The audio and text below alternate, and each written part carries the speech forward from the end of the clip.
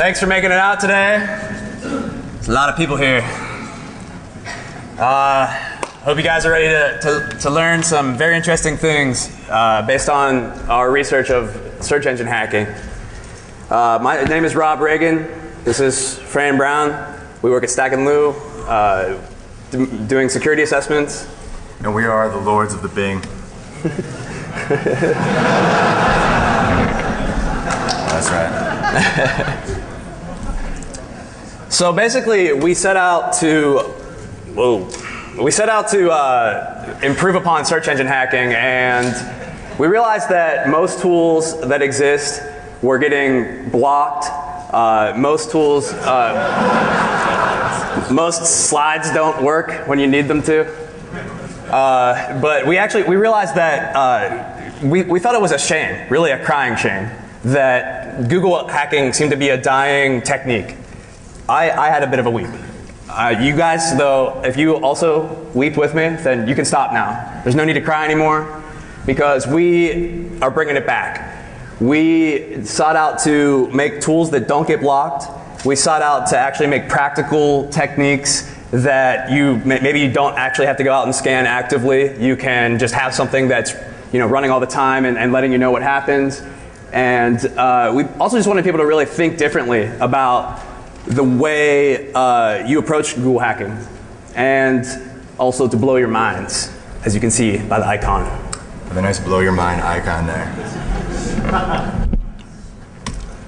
So we basically decided that Google and Bing were our favorite search engines. Yahoo's good, and that's something we're going to explore more as well, but what we focused on now was these indexes, because they're the biggest treasure troves on the internet to openly find free information on error messages that are occurring in websites, vulnerable software that's being used in websites, and really, like I said before, we just really thought it was a shame that not many people you actively are using Google hacking to find this information, and we basically decided that these crawlers are the best to gather this information, and they cache it so that it's forever available to you.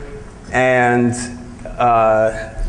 how many people here have done Google hacking before, are familiar with Google hacking? Yeah, I assumed everyone is. Assumed everybody, right? How many people have Google hacked your company that you work for? Cool. How many people here have Google hacked a person? You can't Google hack a person, that's just stalking.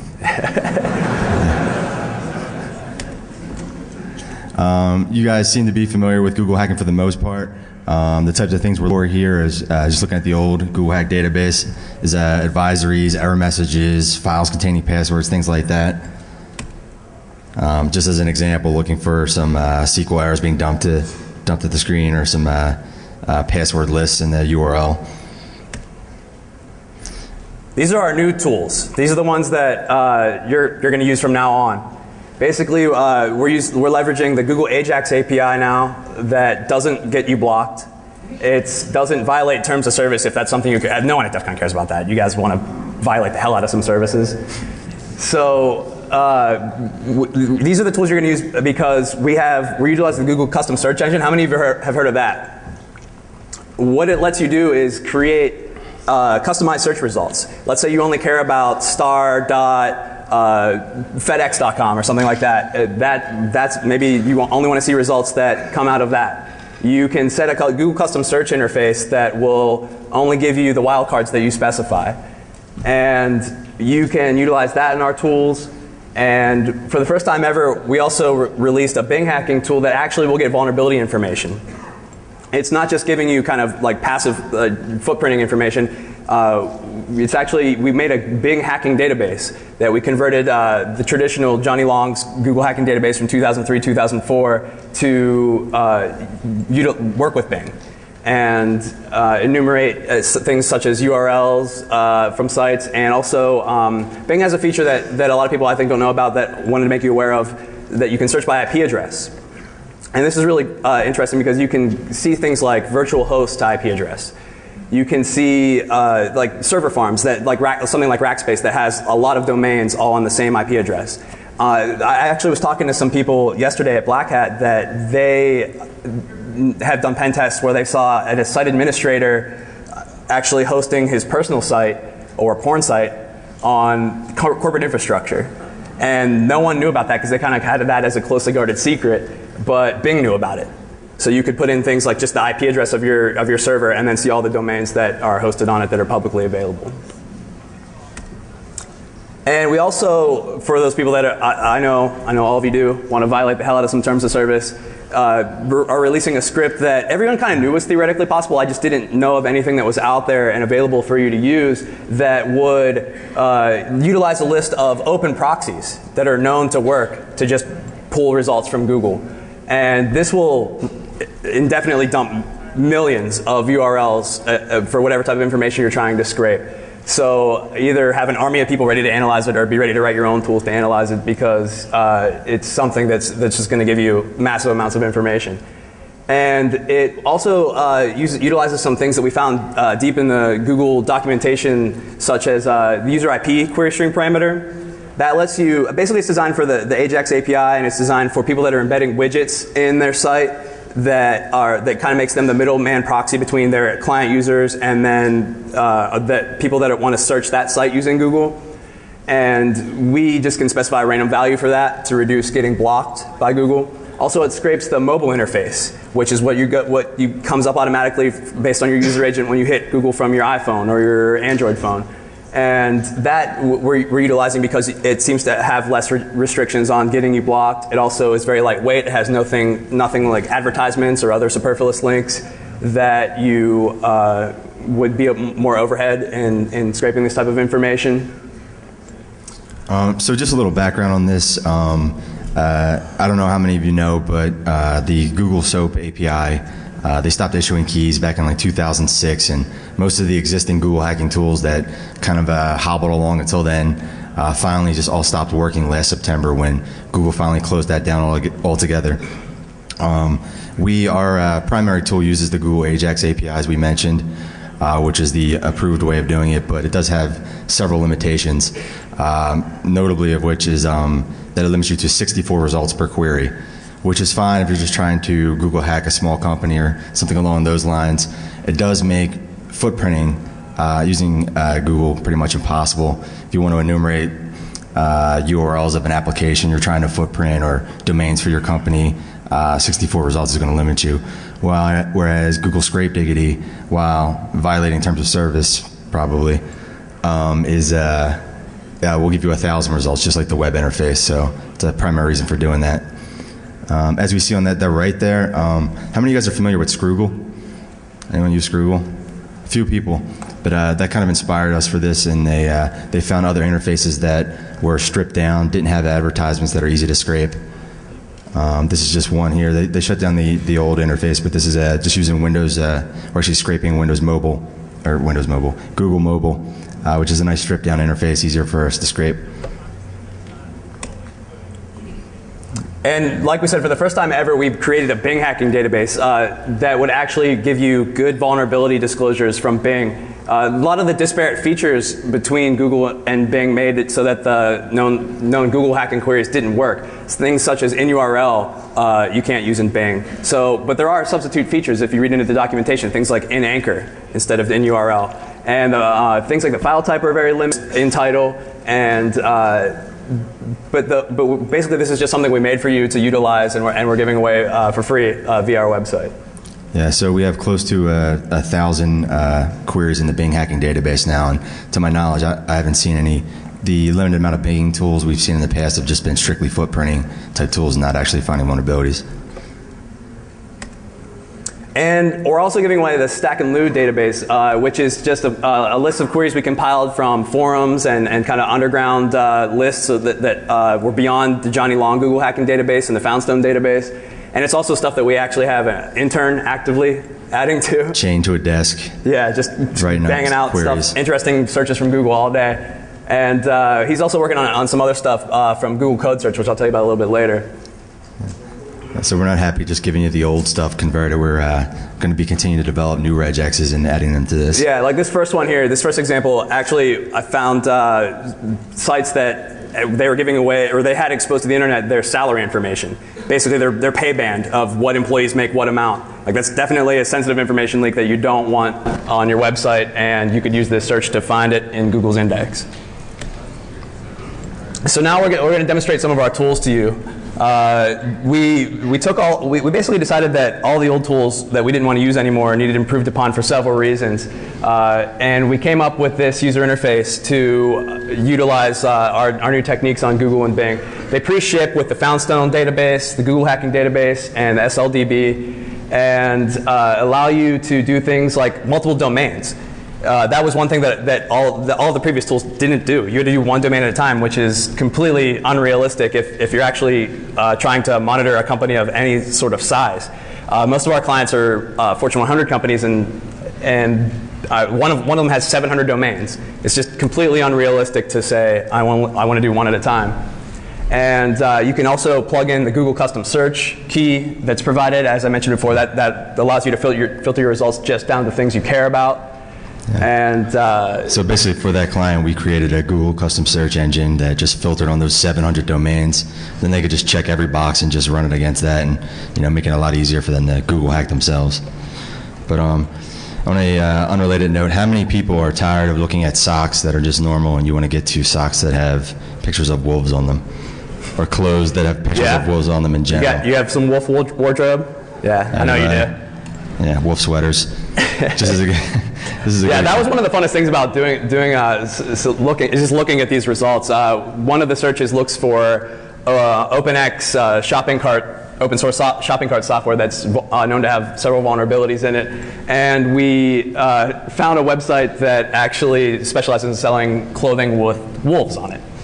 That's using that shopping cart. So if you want some free wolf clothes, go to wolfpeople.com, and you'll be stocked with all the wolf socks you can possibly have. Look at that. Even for the children and youth socks. They get them early. Yeah, so basically the fact that powered by Xcart shopping cart software that's known to have vulnerabilities in the page was what Google finds, and as it's indexing the content of the page, and then allows us to generate queries to find vulnerable software in use. Yeah. So we got Bing. And the Bing interface, actually, you have to have a SOAP key. You can and we actually provided a link for you to go to the site and associate your Hotmail or Live account, or whatever Microsoft Passport account you have, just make one up, and they'll issue a key for free, and you just need to plug that in. And as I said before, Bing has a really nice feature that allows you to search by IP address. And as someone that does network risk assessments, a lot of times we don't even get domain names. We get an IP address range. So you can plug in IP addresses there up in the top right you can either specify one at a time, a start IP, -end IP, or a class. And it'll enumerate all of those for sites and then dump the results from whatever Google queries you're specifying. We also allowed you to specify any queries appended to the end of all of the things loaded in via the flat files, which you can go to the file menu and also load in your own flat file if you have some awesome Google hacking queries that you want to keep secret, or if they're just something that that maybe no one else cares about, that you just want to use to monitor your sites or whatever you're interested in. And also on the Simple tab, there's just an interface to plug in any query you want that would be akin to just hitting the web interface, which I think most people do now. Yeah, so again, this is just the Bing interface, and to show that Bing does have tons of information about vulnerabilities. Just doing a simple search on entitle snap server will give us, some snap servers online. Yeah, this is, you're hitting someone's web storage just by finding this and able to look through their information. Cool.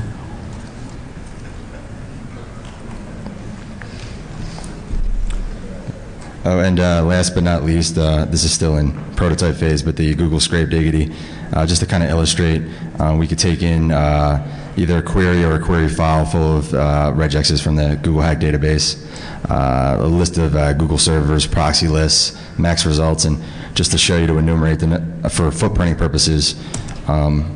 Oops. There's a quote at the end of the Perl file extension.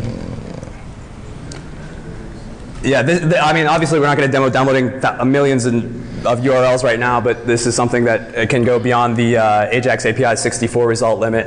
So we see 73 results here, clearly above 64, and utilizing it in a way that's practical. If I was trying to do an assessment of stackblue.com, I might want a list of every URL that they have in Google for this. This makes it possible. One thing we realized is that the traditional defenses against this, finding these sensitive information leaks or vulnerable software, was to just Google hack yourself. How many people that are responsible for guarding the security of a domain actually do this on a regular basis? Like a few hands? And that's most of the people we talk to just don't do this. And most of the people, if they do, maybe once a quarter, which just isn't good enough. There could be something that happens, between quarters that you can entirely miss because it was added to the index and maybe removed after after the Google bot crawls that site again. Other things that people do to protect against this are update robots.txt or put meta tags into their pages to prevent it from being indexed by Google.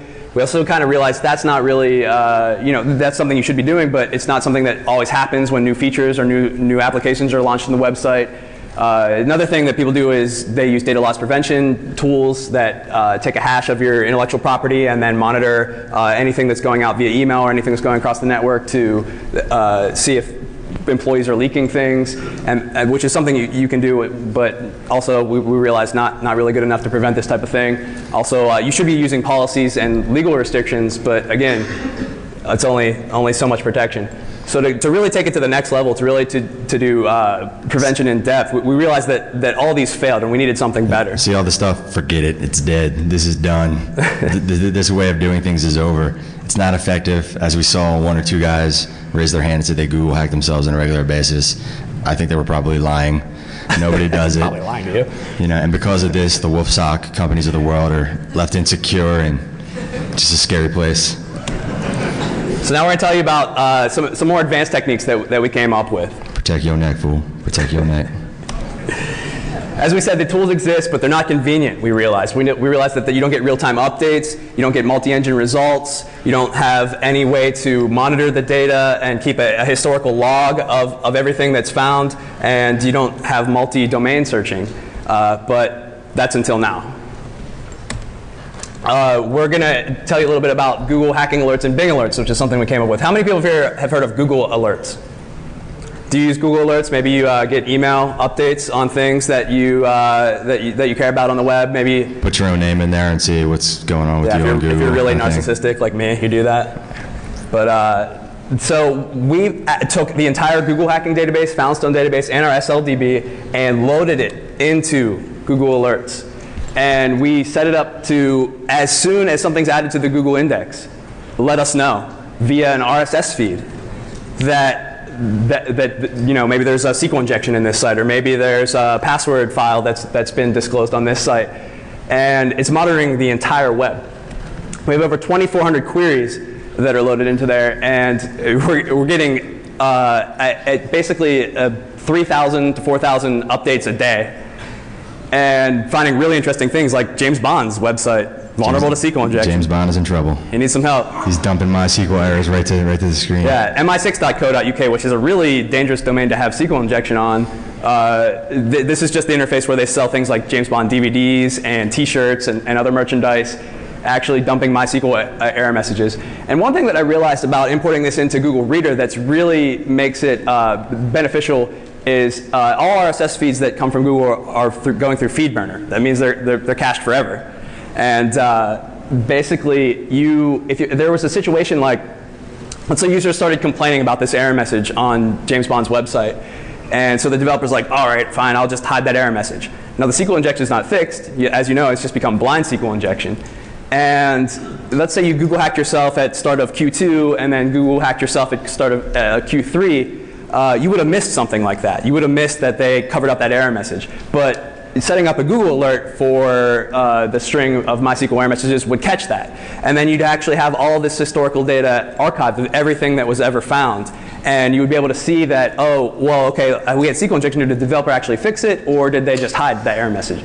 And that's one of the benefits of actually having this imported into your RSS feeder, which I recommend Google's, because you get that cache and you get that great searching ability.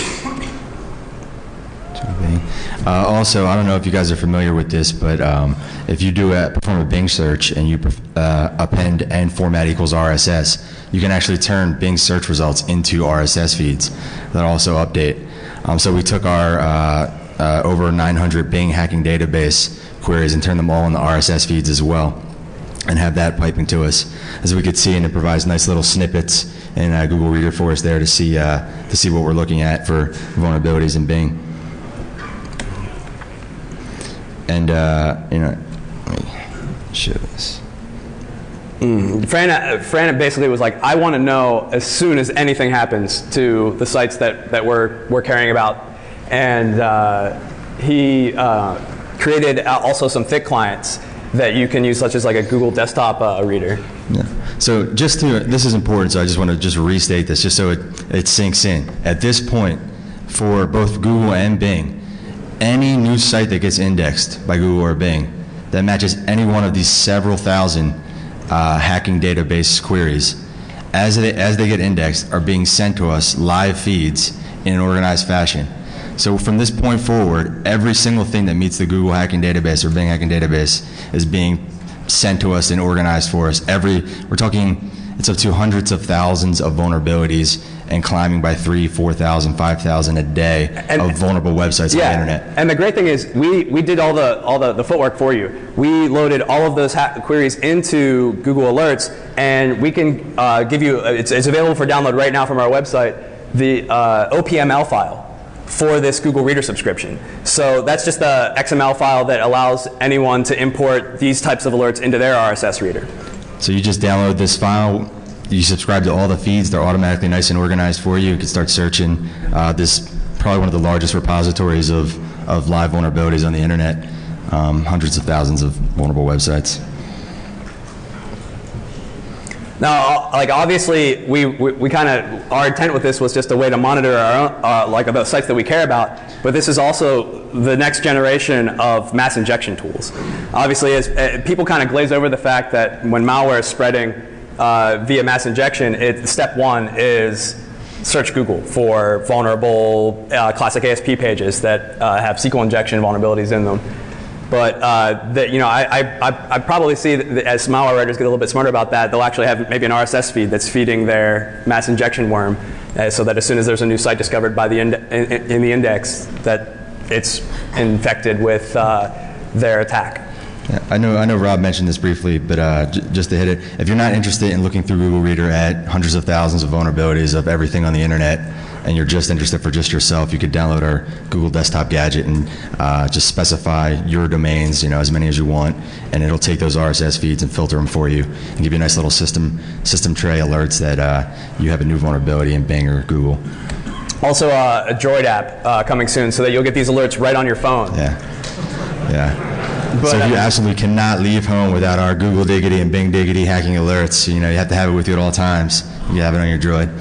Yeah, so basically all the problems that we saw with this act of just every once in a while searching yourself is really replaced by just having Google's cron system always just run as soon as new things are added to the index and give you these alerts. You're getting them in real time. You're getting them from multiple engines, because we took the Bing hacking database feature of appending format equals RSS to all of those searches, imported those into Google Reader as well.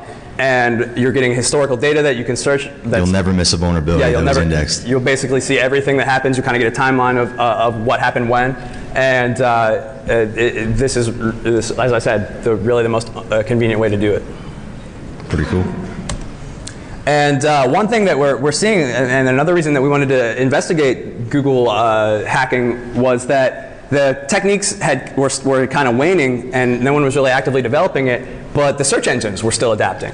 Bing's coming out with new features all the time. Google is having an app explosion. In the last 5 years, they've bought a ton of companies. They're integrating those and creating new apps.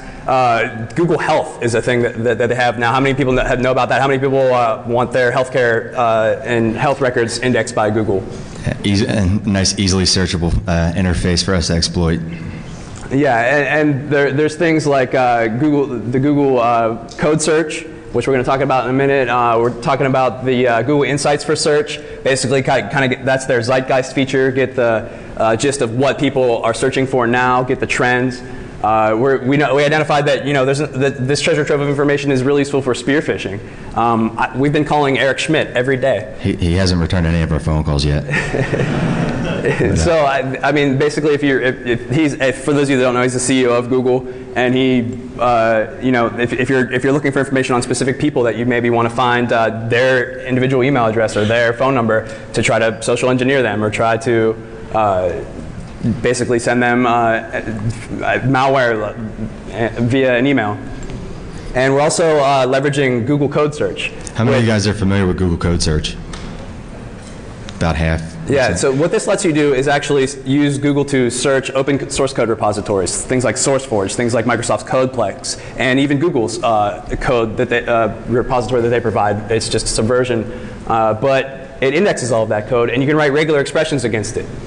You can search for things such as a select query that's also utilizing request.queryString in the same line, and identify SQL injection, identify remote file includes, identify cross-site scripting.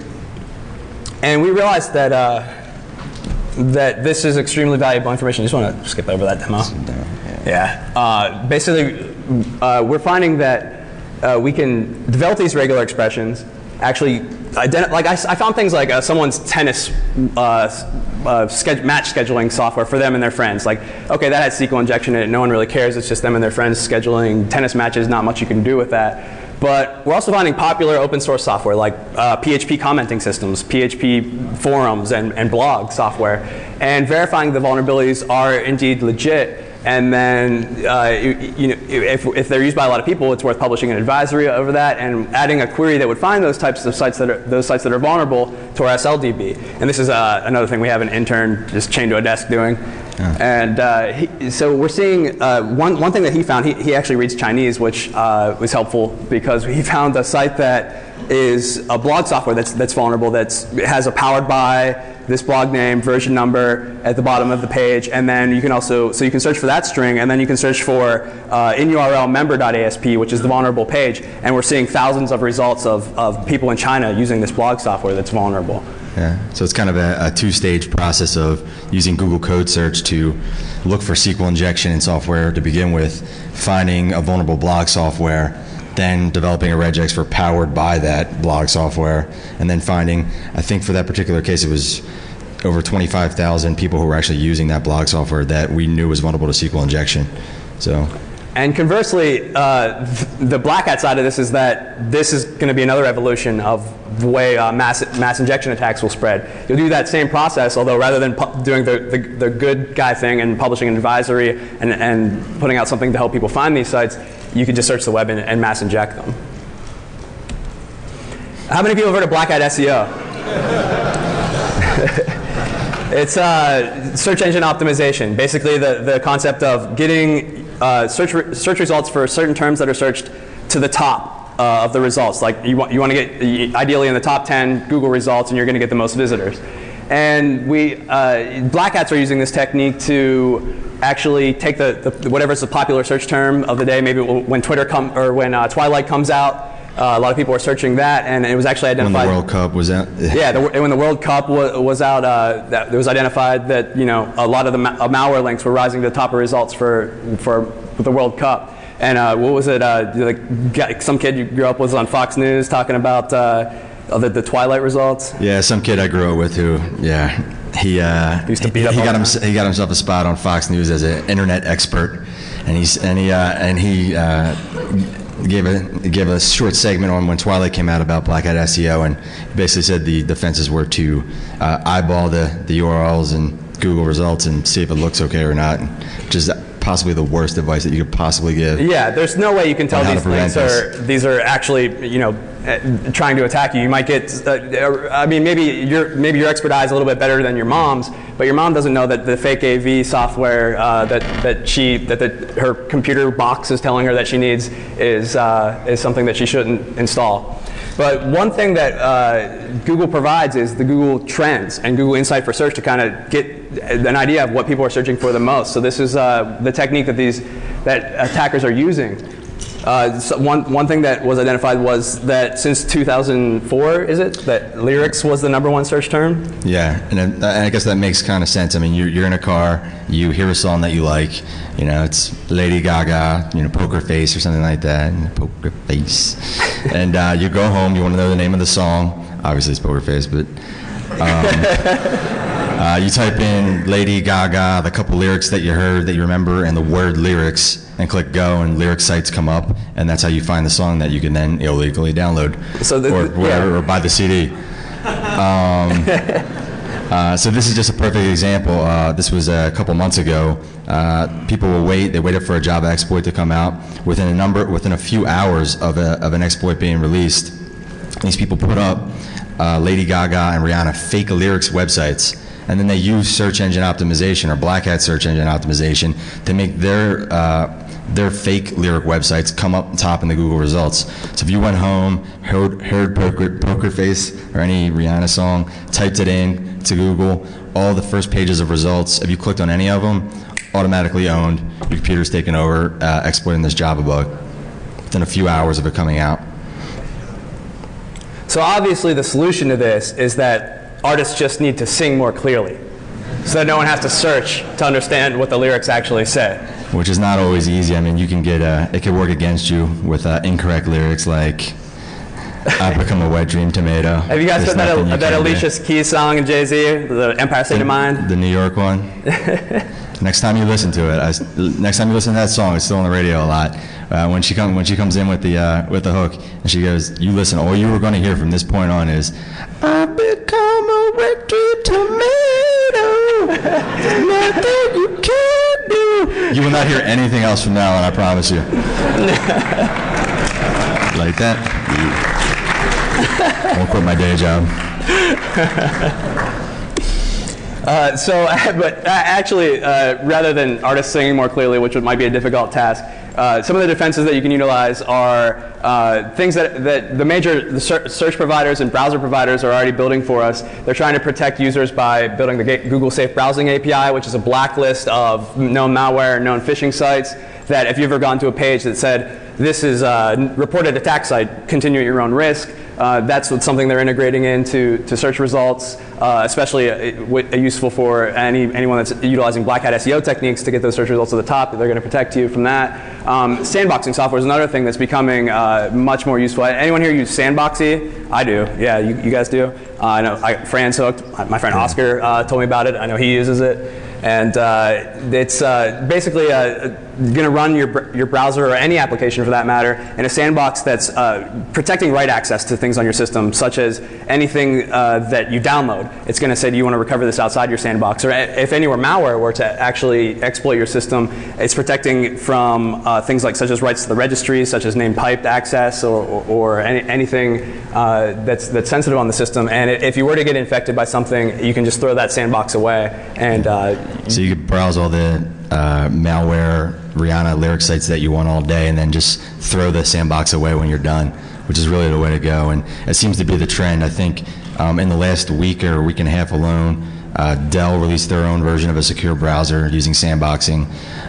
Adobe released their next version of Reader is going to have a protected mode that's utilizing sandboxing, and I believe Office 2010 has a sandboxing mode as well. So this is really the,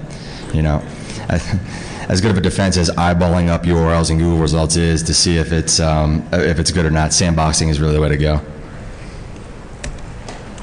And really, this seems to be the trend. Basically, that malware writers are unleashing things on the web, maybe because they have a decided purpose. One example just last month was some guys in China wanted to release this malware that would steal passwords to some online games in China. And it got out of control. And it basically, as I said, like the fact that people glaze over that step one is search Google for vulnerable websites, it started hitting things like the ad providers for Wall Street Journal, and for Jerusalem Post was another site that ended up distributing this malware that was trying to steal Chinese game passwords. And this is a common problem that I only expect to increase, especially as they get smarter about scraping the results and scraping the new vulnerable websites from Google. Yeah. And it's important to note, I read like 20 articles on this, and all the ones you read are very vague about how this actually started. I mean, if you see in the bottom right there, they believe they compromised the total number of websites of 7,000 to 114,000 websites. It's kind of a big range of, I don't know how many there are. Let's say a billion, gajillion, bajillion, I don't know. But they don't really cover how that happened to begin with, and you know, it's our belief that people are utilizing either Google or Bing or things like that to find 100,000 vulnerable websites to begin with before they do these mass SQL injection attacks. And as we said, that it's great that they're providing these blacklists of known domains that are spreading this information. But one idea that I had was, you know, how can we mine that information to monitor our websites? Because the fact of the matter is, most website administrators have no idea when they get added to that blacklist. This is something I found on the NetSec list on Reddit. It said that this guy says some dickhead emailed me a few weeks ago and told me that my site... It was malware. Yeah, basically saying that his site was in the blacklist, and when people were visiting it in Chrome, it would say a reported attack site. He said, no way this is possible. But then he actually checked it and realized, oh yeah, it is saying that. Why am I on this blacklist? And I just thought, you know, we have all these capabilities and all these features in Google and Bing to be able to identify what we're linking to and what's linking to us. Why not have something better than dickhead alert system to let us know that... This is the existing defense, the dickhead notification alert system. Some dickhead emailed me and told me that my site is serving up malware. Yeah, basically, like, I just wanted to investigate what would be better than that. What can we do for the average person to know if they've been added to these blacklists? And so one of the advanced techniques we came up with was to protect our neck. And that's something that, you know, we're calling malware diggity at this point. And Google, or rather Bing, has a great feature called link from domain that you can get all of the offsite links, all of the sites basically that you'll dump all the URLs on your site that aren't linking to that domain. Like, so let's say we want link from domain stacklu.com that has every external host that we're linking to. And I wanted to take those results and compare them to URLs that are in this blacklist. See if any of those URLs are phishing websites or malware websites, and that would help you get kind of an alert system together to let you know if you've been a victim of one of these mass injections. And even to get that information more real time, we can use the append format equals RSS onto those Bing results to actively monitor any new links. Let's say you have user-generated content on your site, like a commenting system or a forum, and anyone's allowed to add a link. I came up with this idea when I was doing an assessment of a site that was kind of like MySpace. It was what MySpace was supposed to be. It let venues and artists and fans log in and upload music and basically share information about concerts. And after they fixed all the cross-site scripting that I found, they also still wanted to allow external links. They still wanted to let people link to whatever they wanted. And I just thought about, you know, there's some risk in that you might be utilized as a phishing platform, especially with your large user base, and especially your prime target for distributing malware as well. So you should actually integrate some code into your app that uses the Google Safe Browsing API to identify any new links that users are adding. But they basically were like, well, we don't have time to do that. We're going to launch the site anyway. But you could utilize something like just Google's crawler or Bing's crawler to let you know of any links on your site that are in that blacklist. So how many of you guys are familiar with what happened last month with the Wall Street Journal incident? Not many people, right? I'm surprised about that. 100,000 websites compromised and nobody's heard about it. Basically, just to give you a quick visual of what it is they had 10,000 or 100,000 or whatever you could imagine number of websites scoped out for SQL injection, and they waited. They waited for a browser bug to come out. I believe it was an Adobe Flash vulnerability. As soon as that did, what they did was create an exploit for that. They SQL injected all 100,000 of these websites, appended to every page, you know, include this piece of JavaScript that's an off-site link that exploits this browser bug, so that anyone who went to any one of these websites the next day, including the Wall Street Journal, if any of you guys read the Wall Street Journal, if you went to that website, it linked you to this piece of malware that exploited your browser and popped you. So everyone who went to those websites that day automatically gets their browsers on.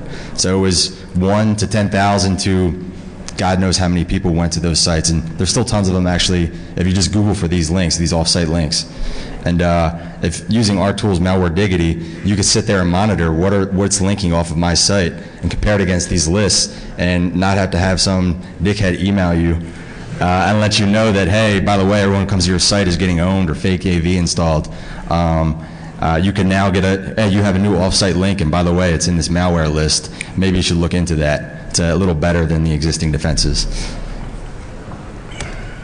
And this is just a demonstration of the results for, like, actually this worked really well for monitoring new links on Twitter that were distributing malware or phishing. I was getting a lot of hits based on comparing those URLs to what's in the blacklist, and that's just one example of a good way to use this technique.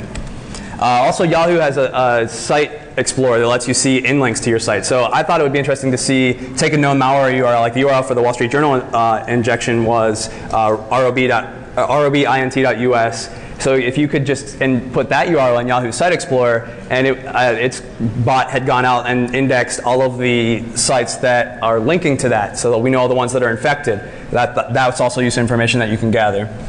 And if you want something a little bit more professional, a little more enterprise, that it's actually going out and crawling your site and identifying things, doing things like JavaScript deobfuscation and analyzing all the content on your site actively, Armorize has a new thing called Hack Alert. But if you want something free and crude, you can use these techniques from Bing that we're providing.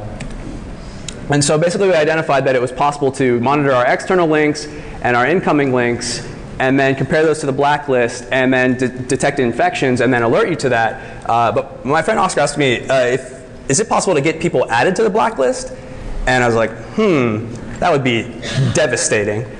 Because the black hat side of this is that you can, if you show the next slide, identify the links that are in those blacklists, mass inject your competition via comment spam, or if they have any user-generated content or forums, and then basically, let's say you want to wipe out all the other distributors of wolf socks on the internet, so that you're the primary retailer of wolf socks. You could have your competition blacklisted, and then their page rank goes to 0. And basically they're not going to show up in the top results of Google anymore. If people do click the link, they're going to get warned that it's a reported attack site and you can't go there anymore. And basically this is something that companies could profit from. I'm not sure if this technique is actively being used. The algorithm that identifies links that belong in the blacklist is a closely guarded secret. And this is something I want to test some more to be able to identify how you could get someone added to the blacklist. But I could see this as a service line that the Russian business network might offer, saying like, we'll take out your competition. Or as mafia techniques, they could say something like, either give us money or we'll add you to the blacklist. And this is just something that's kind of unexplored, that information that you can easily gather from these search engines, I think could be utilized to do something like that. Yeah, I could tell you how I would use it. If you Google for Fran Brown, you will not find our research or me in any way. You will find the Fran Brown College of Beauty. So if I can get that knocked off the Google page results, I'm gonna use this search engine de-optimization. Future predictions. So just to wrap things up with where we think things are going, because things are rapidly changing. They've been a little stagnant since 2004, 2005, but we're kicking things back off again. As we mentioned earlier, I believe there's going to be a continued data explosion. Google will index health records to phone records to open source code to anything they could possibly index and provide an easily searchable interface to. So we're going to see a lot more data index, real-time streaming updates. I also believe that we're going to see renewed tool development, both on the hacker side as well as the security side. So we're stepping things up on the security side, but we're going to start seeing things like more automated Google worms, real-time detection and exploitation. People are just sitting there waiting in real time, finding these vulnerabilities on Google and automatically exploiting them. And then finally, I believe that Google involvement, as well as Bing involvement, they'll start getting involved more. Google's been getting a lot of heat from security, from losing their custom authentication code to China allegedly, and stealing everyone's wireless in Europe that they're going around. So there's a lot of heat on Google right now from a security perspective, and I know it's led to them hiring a lot more in the security department. I think this will be lower on their priority list, but I think they'll start getting more involved in the Google hacking and Bing hacking side of things. And just to show you, I don't know if you guys have ever messed with this interface, just regular Google. If you expand the side and go to updates, they are providing, you could see what was indexed and what was going on in Twitter and Google 5 minutes ago or at 2 p.m. this afternoon. Google's providing real-time streaming updates of this information. So we're going to start seeing more and more real-time usage of this information in exploitation. So I will be available for questions after the talk. I hope you appreciate what we shared today. Thank you.